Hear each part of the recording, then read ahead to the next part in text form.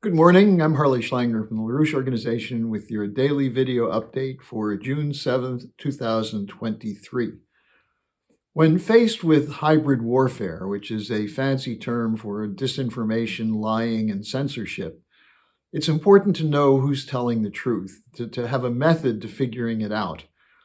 It's clear that we're confronted with a wall of lies coming repeatedly from the mainstream media in the West, which is doing this on behalf of the advocates of a unipolar order who are committed to permanent war, destruction of Russia and China, and the imposition of brutal austerity policies against most of the world, including now the citizens of the United States and Western Europe. So let's just take a look at the latest example of the big lie to peel back what we're really facing here and understand what it is we have to do. The destruction of the Kakhovka Dam on the Dnieper River was the occasion for another barrage of lies. The immediate expected response from Kiev and its supporters was, Russia did it. Putin is the terrorist and Putin is the one who did it. Just as they claim that the Russians sabotaged their own Nord Stream pipelines, which they had built, just as they claim the Russians shelled their own forces inside the Zaporizhia nuclear power plant, just as they claim the Russians shot the drones at the Kremlin. All these charges are examples of hybrid warfare, a disinformation campaign directed by the US and the United Kingdom through NATO, through the mouths of their puppets in Kiev, and aimed at confusing you, disorienting you, getting you to run away from it, going back to social media and trying to avoid reality. Now, the immediate response was Zelensky came out and proclaimed that Russian terrorists carried out an internal detonation of the dam. Demands were made by Ukrainian officials for new sanctions against Russia. And the intelligence directorate of the Ukrainian Defense Department claimed the Russians acted in a panic to commit an obvious act of terrorism and a war crime. Why are the Russians panicked? So far, they're handling the so-called Ukrainian counteroffensive pretty easily. Now, at the same time, the European Council President, Charles Michel, of course, chimed in, calling this a, quote, war crime, unquote, which he attributed without any evidence to Russia, saying, quote, we will hold Russia and its proxies accountable. Now, the Russian response was also what might be expected. Vasily Nebenzia, the ambassador to the United Nations, asked, what is it about the mental health of those who say such things? Could we commit an act of sabotage at this plant and its dam when water flooded territories under Russian control? Unquote. Now, there's a U.S. official who chimed in on this a month ago, named Michael Kaufman. He's an analyst of Russian policy working for a U.S. government contractor. And he told a podcast that destroying the dam, quote, would mean Russia essentially blowing its own foot off, unquote. Why? Because, quote, it would flood the Russian-controlled part of the Kherson region, much more than the western part that the Ukrainians are likely to liberate, unquote. So here's an American official analyzing this in advance to make the point that this is not something that will bring about a gain for Russia. Now let's look very briefly at the history of what's happened, the recent history of this plant, because there have been repeated attacks against the dam coming from Ukraine. When the Russian special military operation was launched in February 2022, they made a priority of capturing the dam because it is through the North Crimean Canal, provides most of Crimea's fresh water. Why would the Russians do something to cut off the fresh water to Crimea? In fact, Kiev blocked that canal previously. And this bombing of the dam again will cut off water to Crimea. Now, in August 2022, Ukrainians used American HIMARS rockets to shell the dam. On October 21st, 2022, Nebenzia, the Russian ambassador to the UN, sent a letter to the UN Secretary General and the President of the Security Council, and he said, quote, "I would like to draw your attention to the plans of the Kiev regime to destroy the Kakhovka hydroelectric dam. They're planning a massive missile strike." And he said, "Such reckless Ukrainian attack would result in catastrophic flooding. I urge you to do everything in your power to prevent this heinous crime from happening." That was in October of last year. Then in December 2022, the Washington Post reported that the former head of Ukraine's Operation Command, Major General Andrei Kovalchuk, said that Ukraine had, quote, "conducted a test strike with HIMARS launchers on one of the floodgates of the dam." So that was stated by a Ukrainian general, unquote. Now, the pattern of lies and disinformation generally points to the source. And let's just review a little bit more of this because it's very conclusive. Besides lying about the Nord Stream sabotage, and once again, the Washington Post has a new story claiming that a source heard the Ukrainians talking about sabotaging the dam. They cite an intelligence source, but it says the intelligence source was told by one Ukrainian that this was a plan.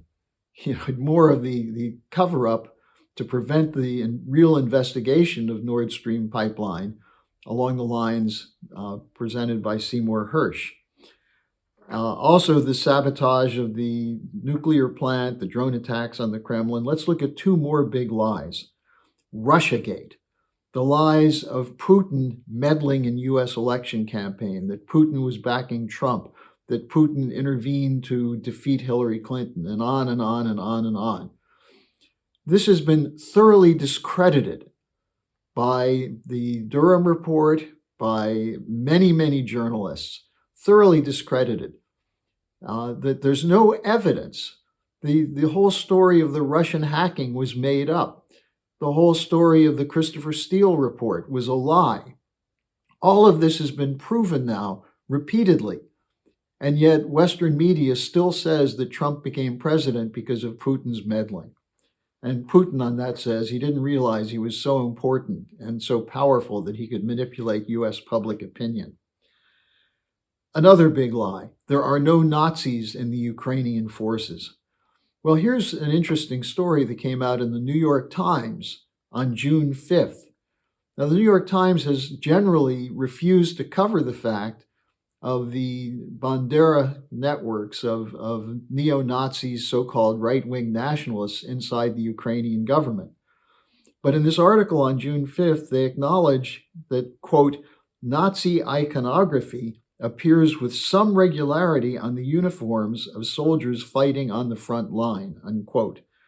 They say that such Nazi symbols, such as the skull and bones patch worn by the German concentration camp guards, symbolizes Ukrainian sovereignty and pride. The article admits, though, that there are a large number of Ukrainian soldiers and government officials who are Nazis. But this is not reported because it would give credibility to Putin's claim that the special military operation was launched to denazify Ukraine. In other words, an admission that for the sake of the war to dismantle Russia, lying is permitted. This is a big lie. And this goes back to the whole story of the Maidan liberation of Ukraine from the Yanukovych regime, which in fact was a coup carried out by the United States and NATO forces, backed by intelligence networks, backed by George Soros, in which they came out and directly intervened on behalf of the neo-Nazis moving to make a coup. Now, this also brings up the whole question of the Minsk Accord, where Poroshenko has once again admitted that the Minsk Accord had nothing to do with peace. It was to buy time for Ukraine to be trained by NATO and armed by NATO to attack Russia. So lie, lie, lie, lie. That's what you're being fed. Now, one of the other lies that are being told is that the US economy is actually strong, that the Russian economy is weak, and that in fact, the Russians are isolated and are on the verge of being defeated. Now, let me go back to something Lyndon LaRouche wrote in 2001 called the Vernadsky Strategy, in which he talked about what must be done to rescue the global economy from the ravages of neoliberalism conducted by the same neocons who are committed to permanent war. LaRouche wrote, quote, "A group of nations brought together through aid of triangular cooperation among Russia, China, and India, and thus bringing in most of the states of Asia, presents us with a reasonable prospect of well-grounded long-term cooperation, where such cooperation were otherwise virtually impossible to achieve." In other words, without this unified Russia, India, China force, it wouldn't be possible to build a unified opposition. Then he goes on to say, under the presently onrushing economic strategic conditions in which the Anglo-American financier power largely evaporates, new options are likely to be put on the table, even successfully, unquote. This is what's happening now. This is what we are being told is the de-dollarization. What we're really seeing is cooperation among sovereign nations, especially from the global south, former colonial nations that were looted and plundered by the same European nations who are working with the United States to destroy Russia. This motion in such organizations as the BRICS, the Shanghai Cooperation Organization, the African Union, from Middle Eastern states, demonstrates that not only is Russia not isolated, but it's the so-called unipolar order which is being isolated. Now, this is why it's important to fight for the truth.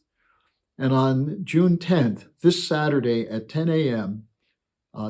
Eastern Time, the Schiller Institute is sponsoring a conference to highlight the importance of John F. Kennedy's peace speech, given 60 years before that on June 10th, 1963, after the Cuban Missile Crisis, in which he held out the hope that there could be peace and cooperation between the United States and the Soviet Union. This is an extraordinarily important speech. It's mostly forgotten. Why? Because the media lies, the academic lies, the think tank lies are all designed to commit you to accept the idea that your standard of living is being destroyed to protect you from the evil Putin, who would blow up his own dams and flood out his own people. So the link to this event is in the description section. Use this link to organize others to have access to the truth. Thanks for joining me today. Let's make this fight for the truth one which is successful. Hello, thanks for watching.